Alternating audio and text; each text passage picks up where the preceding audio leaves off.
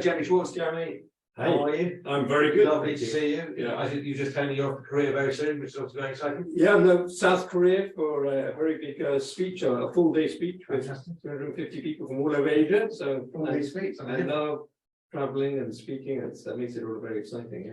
Yeah. Just kind of as a side thing, you seeing kind of the fact that it's a full-day speech where you're breaking up into different stuff. Are clients asking you to do all sorts of different things? Yeah, in fact, I'm starting to build a track record of not just doing a speech, of which I do lots, but then actually interactions with audiences and workshops or masterclasses, where I call it, where I give them a big insight, then I get them to work on something. And more importantly, then to follow up with the CEO to say, right, we've discussed all this stuff, all these ideas came up, but now let's make sure we deliver. So, and particularly China, I've had some really good interactions with China, virtually, but with 200 people in an audience in China. So that's been very exciting. Yeah. So you've got kind of, obviously you've worked for amazing companies like L'Oreal, shops, etc. Does the fact you've worked for these big brands give you that broad spectrum about business? And I'll start with that. So just working big man as CEO of Pandora and Body Shop, which are both global in scale and very complex. It means that I understand the profitability of businesses and actually all the different functions. And I think that's really important because it's so easy to talk stuff, but in the end we're here to make money. And if you ground it down or link it in the end to how you're going to make money, I think the audiences appreciate that, and particularly the clients or the CEOs who are commissioning it, because in the end, that's what we're all here to do. So it takes from high level to what can you do very practically, and how does that translate to results? Yeah. And from your experiences, kind of, are brands fundamentally, are they kind of, in terms of their success, it's similar traits they've got, or are there differences depending? Or different, you mean on different companies? Yeah, different companies. Oh yeah, I mean, no, everybody's in different places. Right. Clearly all the tech companies that I speak to, they're very interested because they're growing, continue to grow. In spite of the news, they're growing very, very fast. And they're very interested in how to brand or what other tech companies are doing. And then legacy companies, as you might call it, who are much slower in growth, are interested in all my tech experience and how they can embrace that into their business to operate quicker and to grow. So I guess I'm able to infuse to different groups and different information. So how do you kind of listen? Timestamping this, we're talking at the beginning of January, beginning of 2023, February now. Yeah.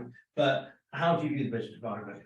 Well, the whole business environment, my approach is to just not take in or to acknowledge all the problems. Why? Because every single year we've got problems. It's just this year we've got another set of problems. And if you can, as I hear people doing, if you focus on the problems, you go down what I call a black hole of doom. Right. Because there is no easy answer. What you've got to do is focus on the optimistic opportunities and work out how you're going to do stuff that's going to overcome those problems. So people like that. Is that a mindset thing or is that an avoidance thing? No, it's all a mindset. In fact, I've just done a big speech in Dublin for one of the big accountancy companies for a worldwide podcast, or not podcast, but launch of a CEO survey.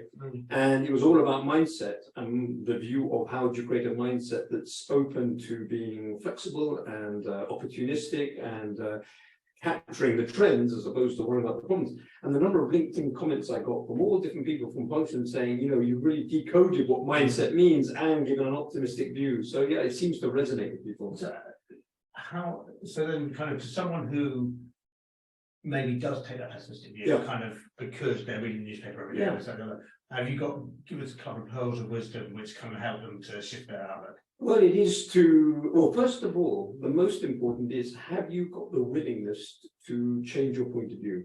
This is a big subject to talk about, because really what we're seeing worldwide, and it is forever big, but we're seeing polarization of people's ideas. We're getting into camps, and those camps get more and more extreme and more locked in. And partly as I've got older, but partly just thinking about this, have we got the ability to change our point of view and embrace something else and dispose of a different view that you've had? And so I talk a lot about that.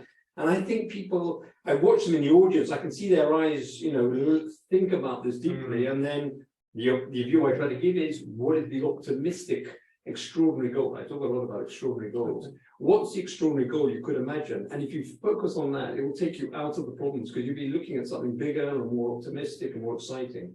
Okay, I'm going to take hold of that advice. Jeremy, thanks so much for your time. Great. Lovely to see you too. Cheers. Good.